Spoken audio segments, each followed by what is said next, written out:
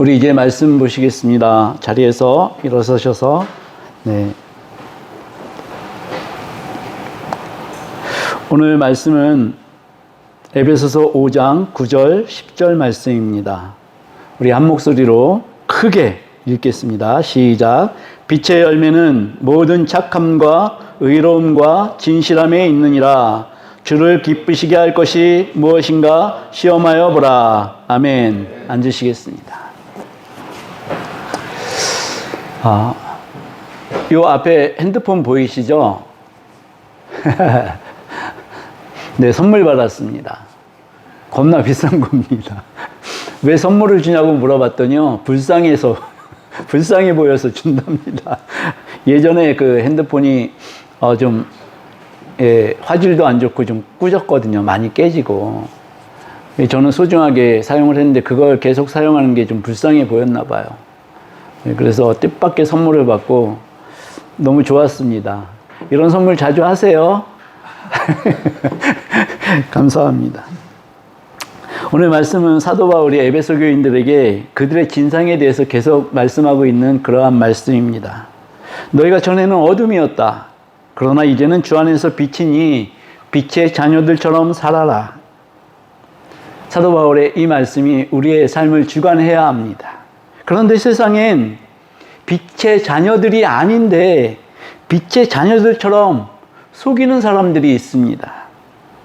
그들의 행실은 착해 보이고 의로워 보이고 또 진실해 보입니다. 그런데 그들은 그리스도인은 아닙니다. 그리스도인이 아니면서 이렇게 보이지 않습니까? 그럼 주위로부터 굉장한 칭찬을 얻습니다. 명성도 얻습니다. 이 사람은 선한 영향력을 행사해서 몇십억을 기부했대. 미국에는 몇 조 원을 기부를 하죠. 그럼 이 사람의 명성이 높아집니다. 근데 그리스도인은 아닙니다. 선한 영향력을 행사하는 이교도들이 되게 많습니다. 네, 이단이죠. 이 사람들은 굉장히 선한 영향력을 행사합니다. 아주 친절하고 의로워 보이고 진실해 보입니다. 그런데 진리의 측면에서 보면은 오히려 이런 사람들은 하나님의 영광을 가리고 광명한 천사로 위장하여서 하나님의 나라를 호도하고 왜곡시키는 존재들인 것입니다. 네, 오히려 하나님 입장에서 보면 이 사람들은 원수라는 말씀이죠. 이들은 철저하게 하나님의 원수입니다. 그런데 빛으로 가장하고 있습니다. 저는 지난주에 어둠의 가장 큰 특징이 무식이라고 했습니다. 알지 못한다. 그 중에 가장 큰 게 절대로 하나님을 알 만한 것이 그들 가운데 없다라고 말씀드렸습니다. 그런데 또 이렇게 질문할 수도 있을 것 같아요. 그러면 식자들은 무엇이냐? 세계적으로 명성을 얻고 있는 지식인들이 있지 않습니까? 그 사람들은 무식한 사람들이냐? 아니, 그렇지 않다는 것이죠. 얼마나 유식하면 그 유식으로 인해서 명성을 얻고 또 지도자의 반열에 서겠습니까? 그러면은 문제는 뭐냐? 우리의 중요한 포인트는 이 사람이 하나님의 은혜를 입은 자인지 그렇지 않은 자인지 이것이 중요하다는 것입니다. 오늘 말씀드릴 빛의 열매는 저번 주에 말씀드린 그 어둠의 일들과 상반되어지는 부분들이 있습니다. 그런데 오늘 이 빛의 열매들을 우리가 함께 생각해 보므로 우리가 속한 이 빛의 열매가 얼마나 소중한 것인지를 다시 한번 누리는 시간이 되시기를 축복을 합니다. 예, 빛의 열매의 첫 번째 특징이 있습니다. 그것은 하나님을 알 만한 영적 기능이 있다는 것입니다. 이것은 영생과 연결되는 중요한 잣대입니다. 하나님을 알게 되는 것만큼 우리 인생에 위대한 일은 없습니다. 아멘. 세상 사람들과 구별되는 지점에 서게 됩니다. 고린도전서 2장 14절, 이 말씀이 어둠의 일들에 대해서 말씀을 하는데요. 이 말씀을 반대로 뒤집게 되면 빛의 열매를 맺는 사람들은 이런 기능이 있다는 것입니다. 우리 고린도전서 2장 14절을 함께 읽어보시겠습니다. 시작. 육에 속한 사람은 하나님의 성령의 일들을 받지 아니하나니 이는 그것들이 그에게는 어리석게 보이며 또 그는 그것들을 알 수도 없나니 그러한 일은 영적으로 분별되기 때문이라. 이 사람들은 영적인 기능이 없다 보니까 하나님을 알 만한 것이 없습니다. 그런데 우리들은 영적인 기능에서 이것들이 회복되어지고 새로운 생장점이 열려지더라는 것이죠. 그러다 보니까 하나님을 알 만한 영적인 기능들이 우리에게 쌓이게 됩니다. 그러다 보니까 어떻게 되냐?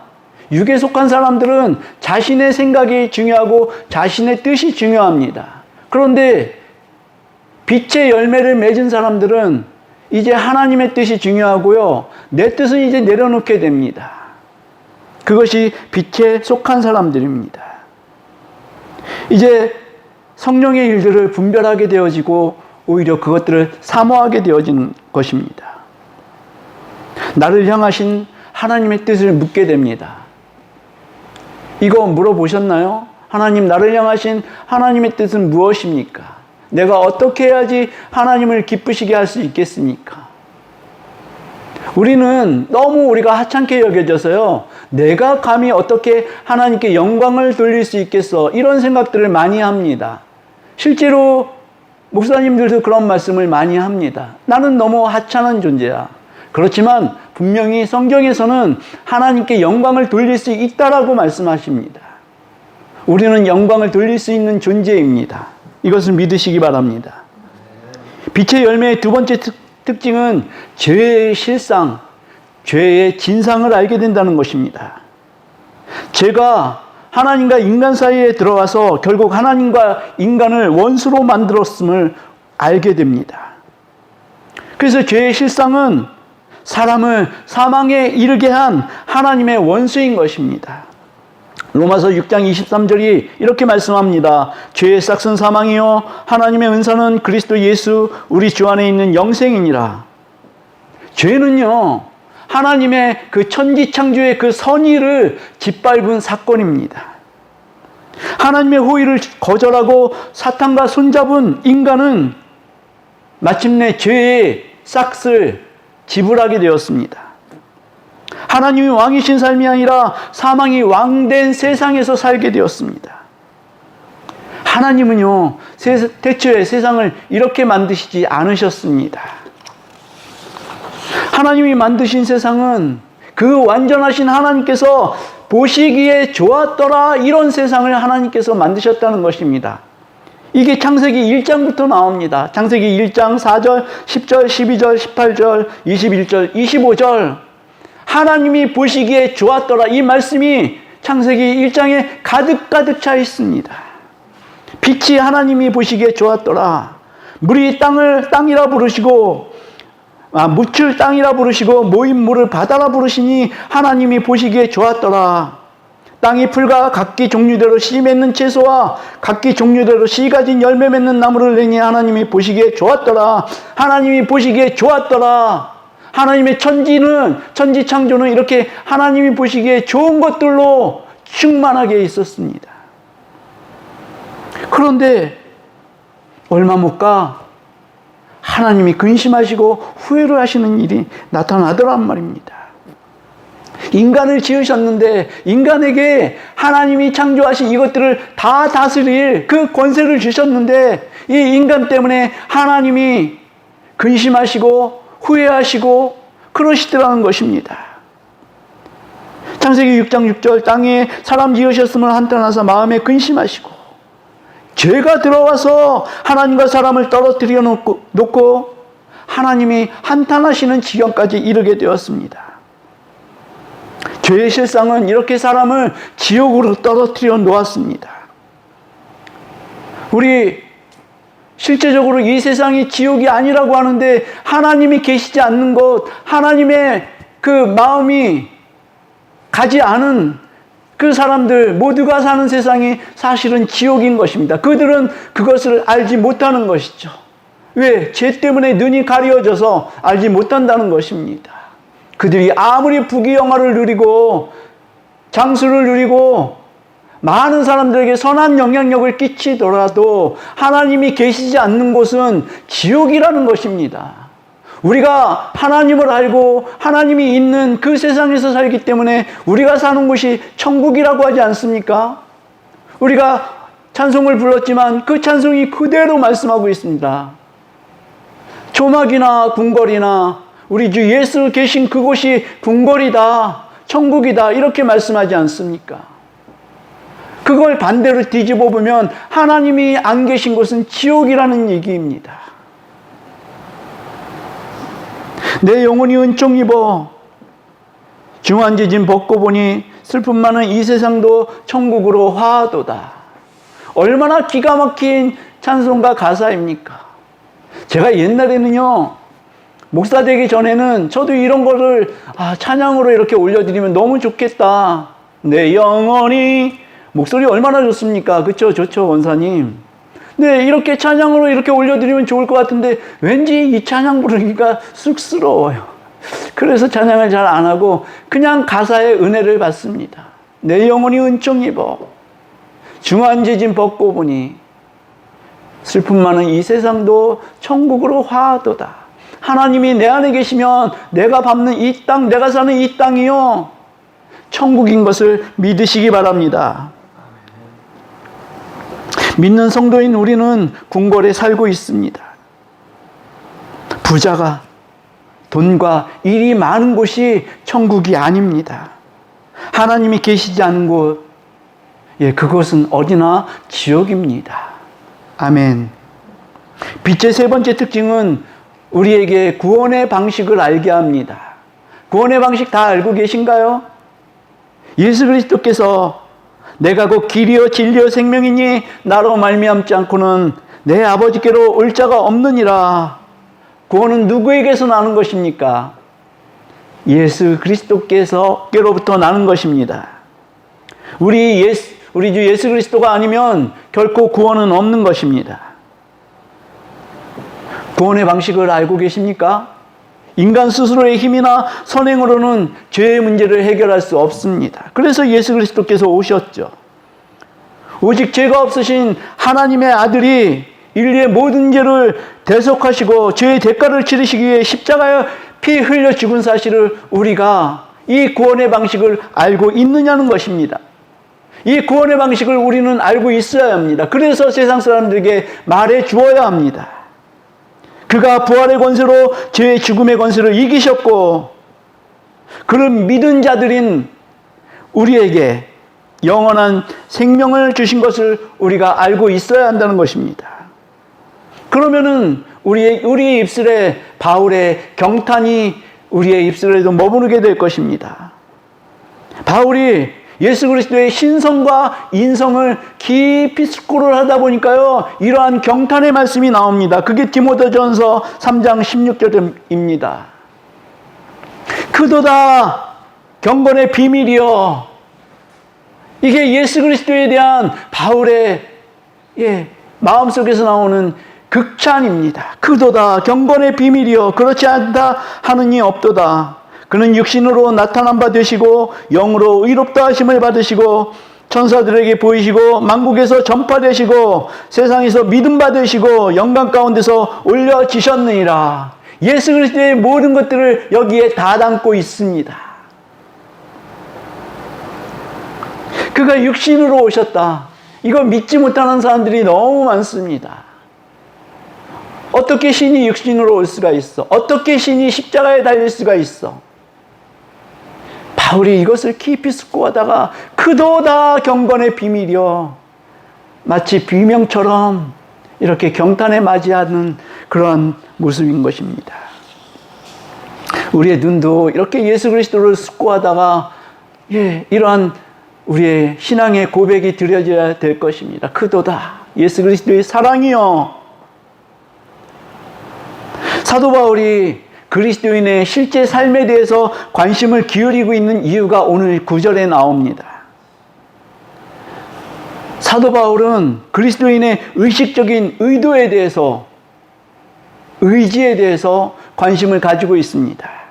이게 그냥 자연스럽게 되어지는 것이 아니라 우리가 빛의 자녀들이 되었으니까 너희는 의식적으로 이러한 의지를 가지고 살아야 되는 것이다. 이렇게 말씀하고 있는 것입니다. 그런데 빛의 자녀처럼 사는 것은 세상이 이해할 수가 없는 모습입니다. 하나님과 이웃을 사랑하기 위해서 우리의 모든 것, 향유 옥합을 깨뜨리라는 그 주님의 말씀이 우리의 말씀입니다. 너희는 너희가 가지고 있는 가장 귀중한 그 보배압을 깨뜨려야 돼. 왜? 하나님을 사랑하고 이웃을 사랑하기 위해서 그것을 깨뜨려야 된다는 것입니다. 이것이 하나님께서 천지를 처음에 지으셨을 때 가장 자연스러웠던 모습입니다. 지금의 모든 것들은 다 변화되어 있습니다. 변질되어 있습니다. 우리는 하나님의 그 자연스러움으로 다시 되돌아가야 되는 것입니다. 이제야 비로소 자연적으로 사는 것이 시작되는 것입니다. 자연스럽다. 자연스럽다. 이것은 하나님이 처음 만든 것을 지칭합니다. 하나님의 뜻으로 만들어진 것이 자연스러운 것입니다. 이 자연스러운 것은요, 사도 바울이 말씀하는 것처럼 열매를 맺게 되어 있습니다. 자연스러운 것들은 모두 다 열매를 맺게 되어 있습니다. 오늘 말씀 9절을 흠정역으로 보니까요, 빛의 열매라고 하지 않고 성령의 열매라고 이렇게 말씀합니다. 이것은 말씀이 똑같습니다. 빛의 열매나 성령의 열매나 개가 개입니다. 단지 빛은 성령의 조명을 통해서 나오는 것이기 때문에 여기서 빛의 열매라고 하는 것도 해석상으로 틀린 것이 아니고, 흠정역에서 성령의 열매라고 하는 것도 틀린 것이 아닙니다. 근데 개역개정에서는 빛의 열매라고 하지 않습니까? 성령의 열매하고 조금 차이가 있다라는 그러한 말씀을 드릴 수가 있습니다. 그러나 성령의 열매, 빛의 열매가 그렇게 큰 차이는 있지는 않습니다. 열매에 관해서 이제 제가 찾아보다 보니까 마가복음 11장에서 좀 이상한 사건이 나옵니다. 예수 그리스도께서 유월절을 지키시기 위해서 예루살렘에 도착하셨는데 갑자기 그 다음날에 시장하셔가지고요, 무화과 나무 앞에 딱 서십니다. 그리고 뭐라 그러시니까 내가 시장하니까 열매를 내라. 네, 무화과 나무에게 이렇게 명령하십니다.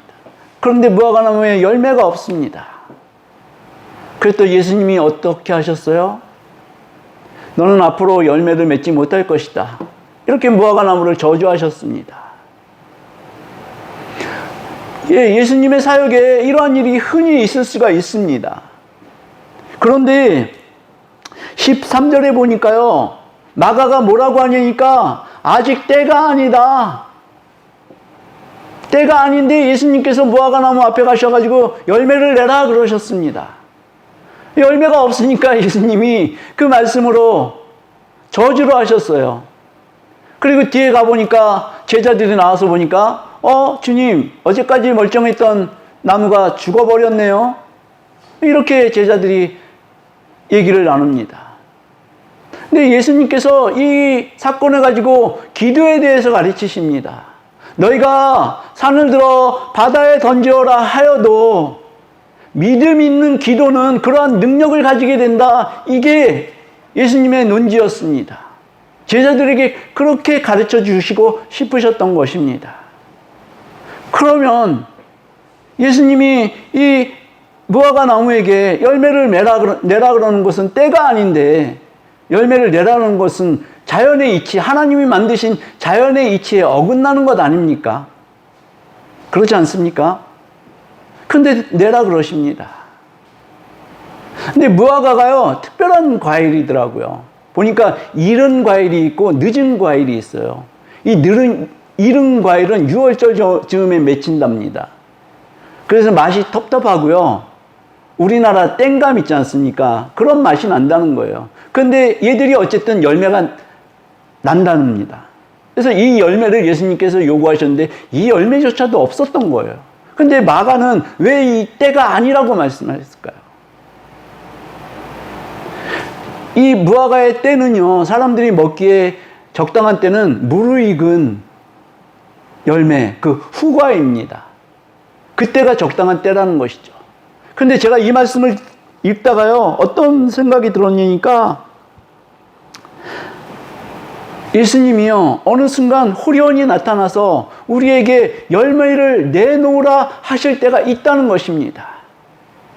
그럴 때 내가 마가의 입장이 돼서 주님 아직 때가 아닌데요? 아직 때가 아닌데 저에게서 열매를 찾으면 어떡하십니까? 이렇게 미룰 수 있는 가능성이 우리에게 얼마든지 있다라는 것입니다. 주님은 천지의 주제이십니다. 그분에게는 전능하셔서 못할 일이 전혀 없으신 하나님이시죠. 그런 천지의 주인께서 우리에게 열매를 내라! 당장 열매를 내라! 그럴 때 우리가 변명하고 있다는 것입니다. 아니 주님 지금 때가 아닌데요. 왜 나에게서 열매를 찾습니까? 더 뒤로 밀어주십시오. 이렇게 우리의 뜻대로 우리의 방식대로 우리가 하나님의 역사를 규정하는 그런 잘못된 믿음으로 나갈 수가 있다라는 것입니다. 이것을 우리 주님이 어떻게 보실까요? 내라 하실 때 내드려야 합니다. 아주 떫은 열매가 되든 아주 미성숙한 그리스도인이어서 드릴 게 정말 없는, 그래서 주님 저는 이거밖에 없습니다. 이거라도 받으시겠어요? 하고 내놨을 때 주님은 어떻게 그것을 받아들일까요? 주님 나는 아무것도 없어요. 드릴 것이 아무것도 없어요. 이런 것하고 주님 이거 있는데 이거라도 받으시겠습니까? 하는 것하고는 이 천지 차이라는 것입니다. 이것이 인간 사는 세상에서도 그렇지 않습니까? 자, 능력 없는 부하 직원에게 일을 맡깁니다. 그런데 이 직원이 이 일이 안 될 것 같으니까 아예 처음부터 나는 이거 못하겠습니다. 이렇게 하는 직원하고 내가 열심히 하다가 나 이거밖에 못하겠는데요. 어떻게 하죠? 가르쳐 주십시오. 이런 직원하고 누구에게 더 마음이 가겠느냐는 것입니다. 혹시 우리는 그렇게 살고 있지 않습니까? 너 열매를 내놔. 주님 아직 때가 아닌데요. 제가 예전에 그렇게 살아왔지 않습니까? 제가 예전에 그렇게 살다 보니까 참 많은 고난이 있었던 것 같아요. 저는 저에게 지금 와지는 고난이 어떤 한편으로는 당연하다라고 생각합니다. 왜냐니까 순종과 불순종의 가는 길은 정말 다르거든요. 순종자의 가는 길은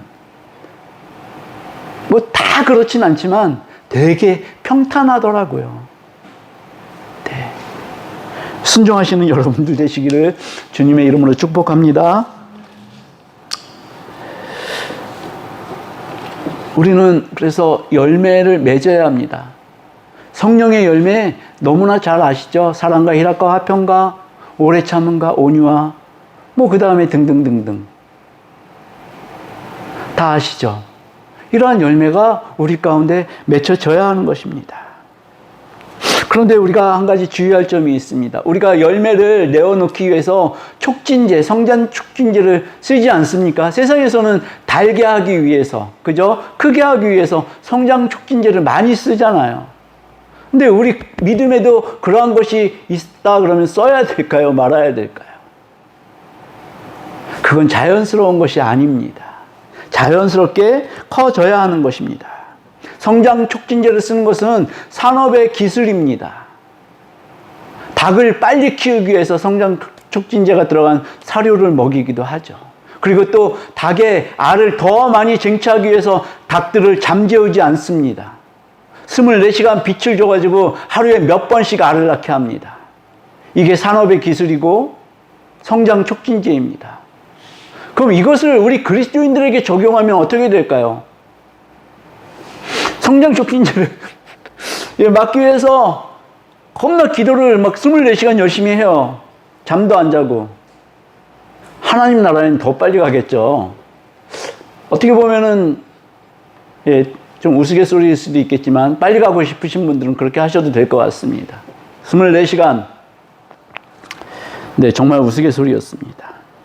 근데 사실은요, 우리가 교회에서 어떤 그리스도인들을 양성하는 것은 이 성장 촉진제를 쓰는 것이 아니라 생산에 생산할 수 있느냐, 더 많은 생산을 할 수 있게 이렇게 만드는 것이 아니라 내가 생산할 수 있느냐, 그리고 내가 생산한 것의 질은 어떻게 되느냐, 우리가 여기에 더 신경을 써야 한다는 것입니다.